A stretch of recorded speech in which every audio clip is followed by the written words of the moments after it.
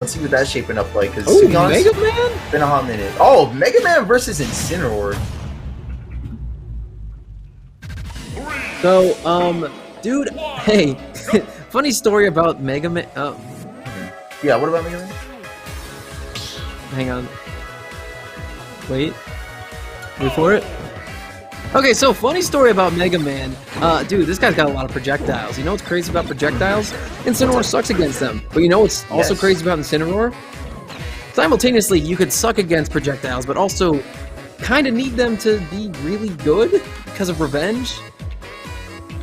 Yeah, that's true. That's definitely worth pointing out. So maybe that's something that Bright and maybe rDNA will be aware of. So we'll see what happens with that, because we're getting into this first match here on the Battlefield pick. So it did look like I saw like a little bit of rock paper scissors going on. They did strike for the stage and ended up on Battlefield. So I don't know, but it does look like they are playing the set as intended right now. So I don't think the players are complaining. I think we're just gonna get right into this thing. And right now we see rDNA with an epic offense being mounted. But I think Incineroar with Metal Blade is gonna be a terrifying thing if Bright can utilize it properly. Right, seems like Incineroar might have a couple of strong confirms he can get off of Metal Blade and the like. So there we go, already getting that revenge dash tech, albeit it was a soft spot. There we go. Okay, nice tech from Bright to get back to ledge safely. But this is going to be volatile to say the least. I mean, one revenge is really all it takes for a massive amount of damage to get built up on rDNA.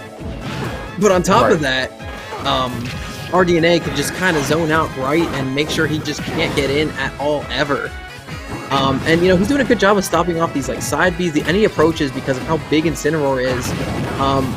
But again, you gotta watch out for that revenge. So it's gonna be quite petrifying every second of the set, to say the least. Yeah, and like we mentioned, Bright definitely does seem to be well aware of the utility available to him, but check it out. No revenge needed. We got ourselves a solid confirm with down tilt into forward air, which is a really strong option there coming out from Bright.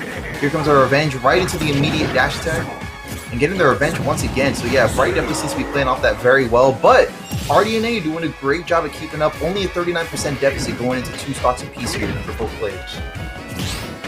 Yep, and dude, I think Bright with a lead is one of the scariest players in the Arizona scene. Plus, he knows how to SDI out of the whirlwind up air and survive with very little damage being taken. From 2, a lot of people usually see themselves at the higher end of like the 20% range, but Bright actually only took 11 out of there and just was not juggled even the slightest. So this matchup knowledge definitely seems like Bright has more of it. Yeah, that's what it's starting to look like to me as well. And there we go, get the neutral B to catch the recovery option towards the ledge. Let's see what else Bright has. Is now rDNA is reaching the 145% threshold. Good safe play there with the leaf shield, but at the same time able to get it some additional damage. And keep in mind, Mega Man is quite the chunky boy there. All those nuts and bolts and screws and everything in the side of that super fighting robot is definitely allowing it to survive much longer than some people might even expect. But there we go. Yeah, but it only takes one grab from Incineroar, one big old backbreaker, and Bright has a stock lead yet again. That's right. Here we go. Got ourselves a solid back air. Almost tries to go for a down air, block an up B that was going downwards, but a little mishap on the timing. Right, and now we see rDNA doing a good job of just stalling out that revenge, making sure it doesn't come to pass. And another mistimed revenge to make sure the crash bomb gets a... wait, no, did he time that right? It's only flashing a little bit. Looked about right to me here, but check it out. We got ourselves a well-timed side B to put rDNA at 70, and a well-spaced F tilt to put him at 87%. But Bright is still living here at 170, and there's that backing from center stage to close out that stock. Yeah, now rDNA really needs to just kind of play the chip game at this rate. Make sure they stick away from Bright and their devastating options. Not get grabbed, not get side beat, not get smash attacked, not get dash attacked, anything. Doing a good job of, using these platforms to get that evasion out, dash dancing back and forth, tossing those metal blades and using the leaf shield to cover those more ambiguous angles. The problem is that Bright is now having all that rage, but he gets spiked. Oh, he hits the tech, though, yeah, right into really the stage. Cool. Bright's playing amazingly right now, but rDNA does not want to fall this early either.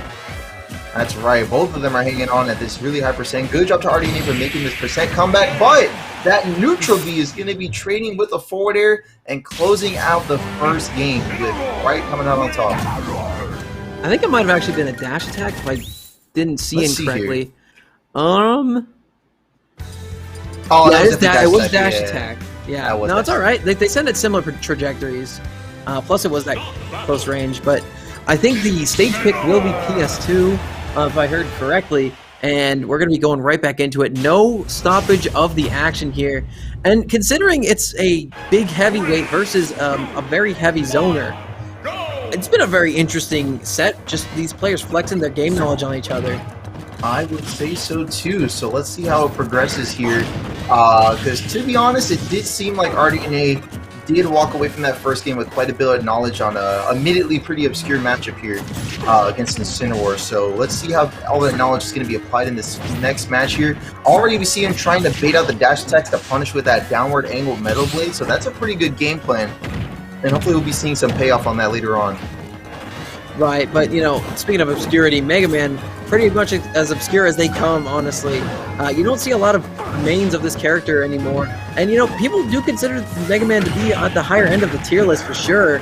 The problem is, you know, that lack of matchup experience makes it really difficult for, especially characters like Incineroar, who really need any little bit of advantage they can because they have such a difficult time getting in general. That's right. So with that said, let's see. Oh, we got Bright going for a follow-up on that metal blade. Almost got it. Good parry from rDNA, but not enough time there to avoid that next hitbox. And good plays come out from the both of them here. But there, we got another, what is that? Oh, I forget the name of that. It's like an air shooter or something like that, but good F-smash. rDNA. Dude, you just made me... I want to say air shooter. Yeah, I want to say air shooter because I do play a little bit. Wind cutter, I think, sticks out to me. Hang on. Anyway, I gotta admit, I do love all of these. I don't know, just these little menial interactions of these players just showing off how much they know about the game. Because it feels like these guys are kind of freestyling on the track right now, just trying to see what will work in the moment and making it work, making these interactions go, you know, in either one of their favors. And I don't know, this is how the game's supposed to be played. Like, very little matchup experience. These guys just going at it with their characters, playing the best they can, and honestly, this has been super interesting because of that. Yeah, that's kind of been adding up to some pretty interesting interactions, if I'm being honest. But here we go. Speaking of interesting interactions, we got a little bit of a trade-off with that Crash Bomber. And there we go, almost gets the hard knuckle down air. Not quite gonna be able to land it, but the Mega Buster F Smash. See, now I'm calling out all these names. I'm calling out all the Mega Man moves now. I was like, wait a minute, I do like I love Mega Man. Yeah, there we go. Good loop shield. We'll be applying some additional pressure with those jabs. And there we go. Solid back air into that grab reset there. Here we go. We got a Bright coming in with that up B. And at one stock, I mean, they're looking dead set on tying up this stock count with some pretty great neutral options. But rDNA is also doing an equally good job of stuffing it out. And we look like we could be on our way to a game 3 with how rDNA is shaping up in this round 2. Yeah, rDNA with a very big lead, and I did actually look it up. It is the air shooters. It was the air shooter, and there it is, almost closing out the second game. We got air shooter once again. Oh my god, he catches that read through the platform too. That's right. Here we go, good forward throw. rDNA has him off stage. He's in the corner. Okay, I like the lariat there. It was the DI mix-up from the back hit, and a great tech from rDNA as well too. Yes, and very good you know. techs. Not to be outdone, get out of the corner and puts rDNA back in there. Bright doing a good job of maintaining their last stock of this game, but there's that nair. And this is where it gets real scary because just one revenge hit and rDNA is pretty much at half of the health he is there, but a great spot dodge into Shoryuken to take that stock. And we're going to a game 3. Good stuff there. That was tight. Do you know where that's from? I feel like you know where that's from, right? That's Shoryuken. Ah, see, that's where you're wrong, kiddo. Close shot, because I mean, obviously it's based on that. It is based on that. It's called the Mega Upper from Marvel vs. Capcom. Kind of crazy. It's a little bit of an obscure thing. I was actually surprised when they put that in Smash 4. You know, they actually did a collab. Capcom put a bunch of Street Fighter characters into Mega Man for like the anniversary or Yeah, something like Megaman that. Cross Street Fighter, because they had like the same anniversary or something like that. That's true. I do remember Yeah, that. it's a Shoryuken, brother. But yeah, either way, man, it's a really good, strong option. And to be honest, it's a really good clutch option too, because I feel like a lot of Mega Man mains, what they'll do is they'll pull that out, honestly, when you least expect it. Because like we didn't see rDNA attempt for that like a single time prior to that. Oh, ew! I just looked back and we're on Lilat. Yep, we're on Lila. We run that on Wednesdays. I do think it's interesting that we got a rotating stage list. Because for that, It's kind of ironic that the pilot program doesn't run Lilat, which is an actual spaceship. Meanwhile, Pure Smash, which is supposed to be Smash at its purest, does play Lilat. kind of crazy how it works out. I'm furious. Kind of crazy how it works out, but here we are. Lilat getting a well-spaced forward till we got Bright on the way to closing out that stall. Crash Bomber hanging off that shield? Yeah, that was interesting. And then it just disappeared? Where the hell did it go? I have no clue, to be honest. It was a bit of a weird interaction. Something tells me that wasn't even Lilat.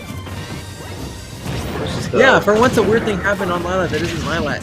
But there's that... Oh my god, they have the BP down smash because of that revenge. 50% on the board, but it's going to be killing early just because of the extra knockback growth of that revenge. That was good stuff here, but now we got ourselves a tied stock count. Bright is going to be falling behind, though. Good option select, but all that mega upper that we aforementioned is going to be caught with the revenge. And yeah, you saw how strong that was in the last game. You can only imagine how strong this revenge coming in from Bright will be if it lands. Okay, but that's a re-grab. Oh no! 67% off of that one hit of the Darkest Lariat with that revenge. It's super powerful.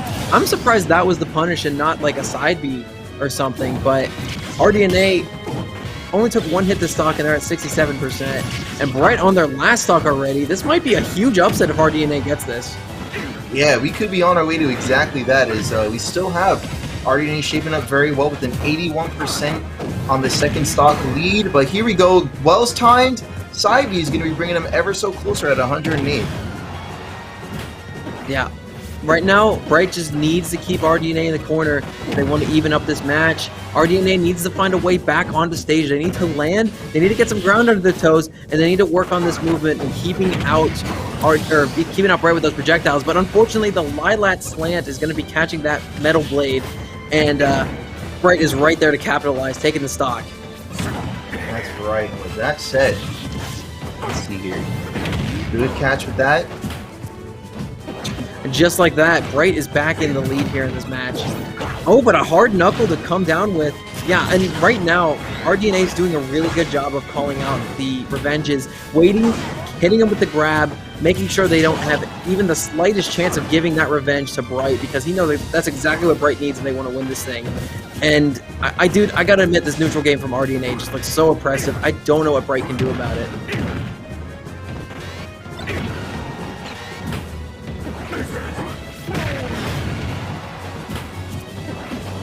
See a good Darkest Lariat coming out to keep him in the corner, but there's that down tilt forward air. No! Great DI, and there's the survivability of Megaman really coming to fruition. That up air will not kill either. Metal Blade has him in the corner.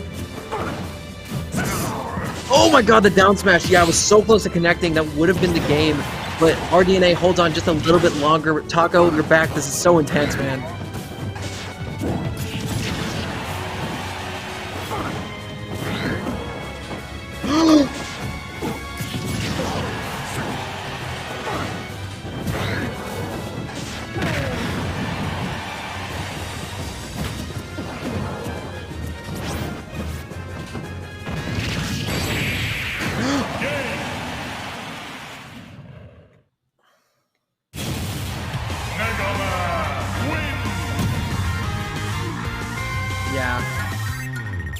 Yeah, I mean, look at this first game of the set too on the battlefield pick.